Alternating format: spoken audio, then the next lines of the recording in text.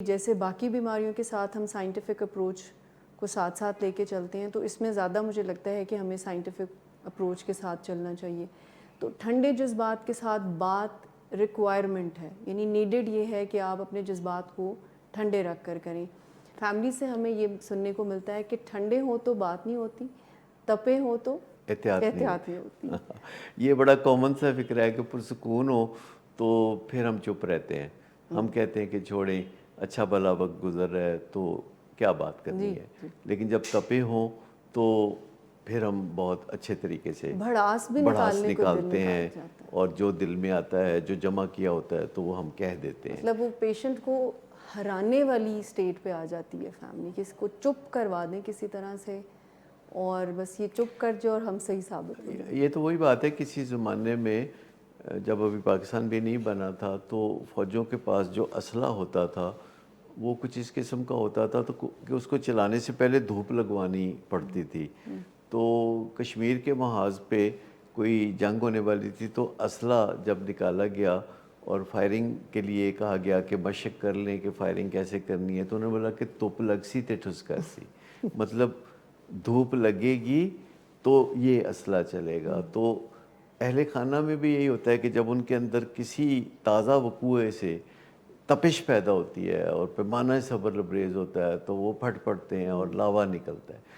Actually بات یہ ہے کہ ہمارے دماغ میں دو مرکز ہیں خاص جن کا میں تذکرہ کرنا چاہوں گا. ایک ہے مرکز فسادات، اسے امیگڈلا کہتے ہیں. امیگڈلا کا مطلب ہوتا ہے بادام جیسا، اور اس کا سائز بھی بادام جیسا ہوتا ہے. تو یہ دماغ میں ہمارے ناک سے کوئی 3.5 انچ پیچھے اور نیچے ہوتا ہے، اور یہ بے چینیوں کا گڑھ ہے. غصہ بھی یہیں آتا ہے اور ہم اسی سے بھڑک اٹھتے ہیں، اور یہی ہمیں لڑنے بھڑنے پہ مجبور کرتا ہے.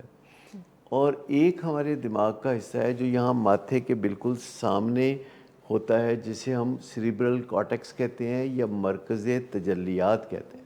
سر رک کے میں پوچھوں گی تجلیات کو ذرا. فسادات تو انڈرسٹینڈیبل ہیں، ہوتے جو رہتے ہیں سامنے سب کے.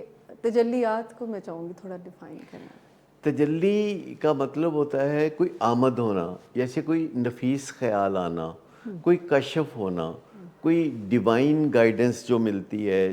جو انسان ایجادیں کرتے ہیں، آسانیاں پیدا کرتے ہیں اپنے لیے اور دوسروں کے لیے، وہ سارا کھیل یہاں یہ سیریبرل کارٹیکس میں ہوتا ہے. اس لیے ہم نے اس کا نام مرکز تجلیات رکھ دیا.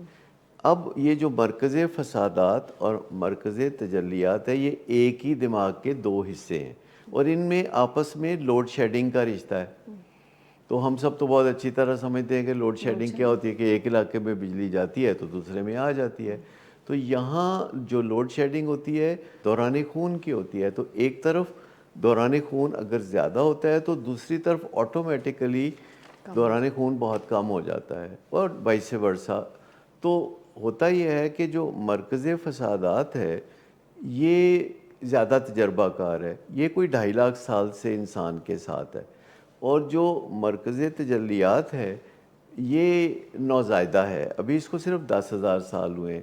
لہٰذا یہ اس کو سٹارٹ کرنا پڑتا ہے، یہ آسانی سے پھر سٹارٹ نہیں ہوتا، خاص طور پر جب کہ مرکز فسادات نے ادم مچایا ہو.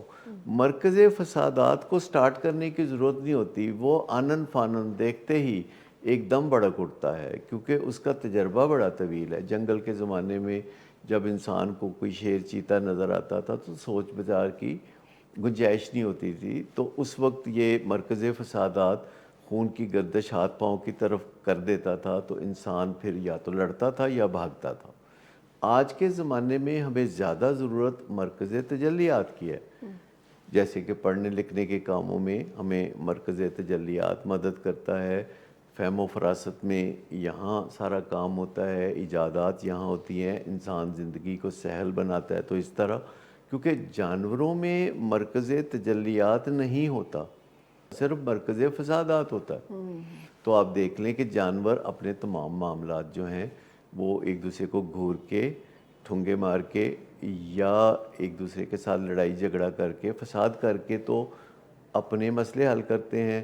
تو ہمیں ضرورت یہ ہوتی ہے کہ جب ہمارا مرکز فسادات ایکٹیو ہو جاتا ہے اور مرکز تجلیات پیسیو ہو جاتا ہے تو ہم مرکز تجلیات کو دوبارہ کک سٹارٹ کریں. اس کے طریقے موجود ہیں. اگر ہم کوئی ایسا پزل اپنے دماغ میں حل کریں یا جیسے کوئی میتھمیٹیکل کویشچن حل کریں کہ 455 کو 777 سے کیسے ضرب دیں تو کیا جواب نکلے گا, اور آنکھیں بند کر کے ہم بار بار کوشش کر کے اگر اس کویشچن کو حل کر لیں تو اس سے مرکز تجلیات کک سٹارٹ ہو جائے گا اور مرکز فسادات کی طرف خون کی گردش کم ہو جائے گی اور وہ پرسکون ہو جائے گا.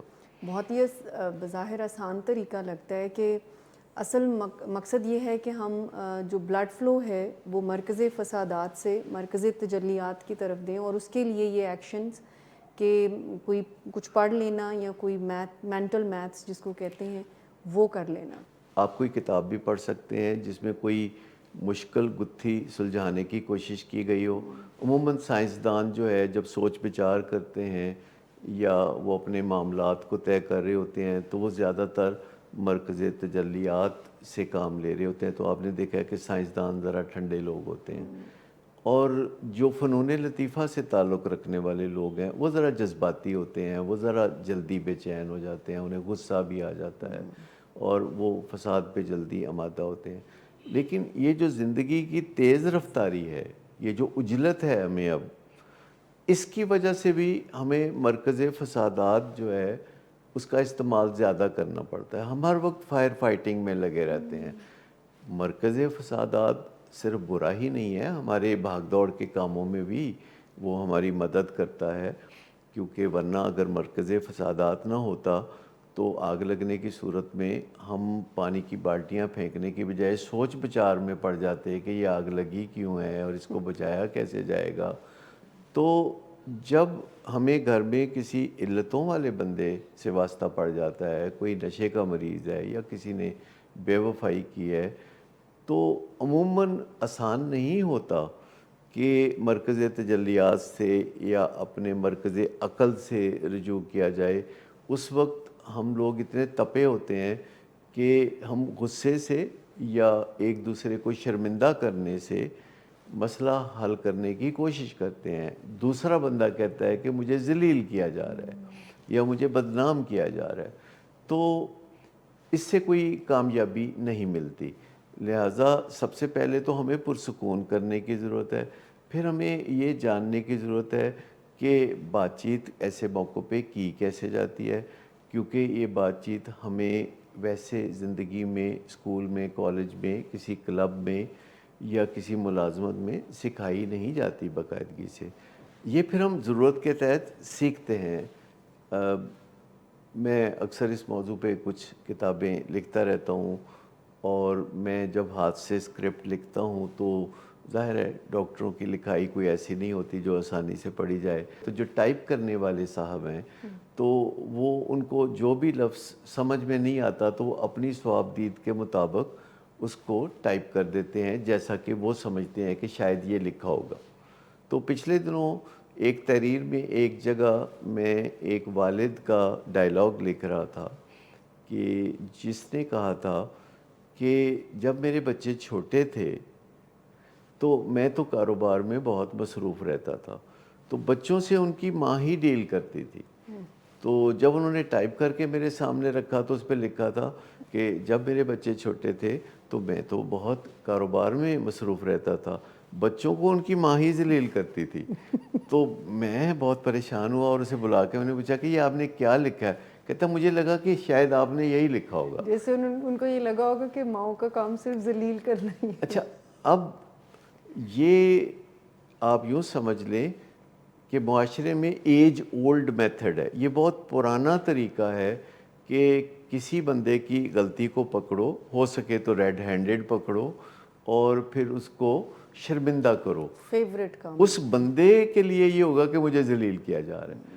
تو میں سمجھتا ہوں کہ بات چیت میں جو ہے پہلے طریقہ سلیقہ سیکھنے کی ضرورت ہوگی. خاص طور پر گفتگو کے آغاز میں کوئی بہت زیادہ ہوائی فائرنگ کرنے کی ضرورت نہیں ہے. اگر آپ غصے سے تڑپتے ہوئے آ کے تو مذاکرات کی ٹیبل پہ بیٹھیں تو اس کا مطلب یہ نہیں کہ اب آپ اچھی گفتگو کریں گے. گفتگو میں جو ابتدائی 30 سیکنڈ ہے اور پھر اس کے بعد جو 4 منٹ ہے یہ بڑے اہم ہوتے ہیں. اس دوران ہی پتہ چل جاتا ہے کہ آگے جا کے مذاکرات کا انجام کیا ہونے والا ہے. عموماً پیچیدہ معاملات ایک میٹنگ میں حل نہیں ہو پاتے، بلکہ اس کے لیے 4-5 میٹنگز، بعض اوقات 20-25 میٹنگز اور بعض اوقات اس سے بھی زیادہ دفعہ بات چیت کرنے کی ضرورت ہوتی ہے. فضا سازگار رکھنا بہت ضروری ہے.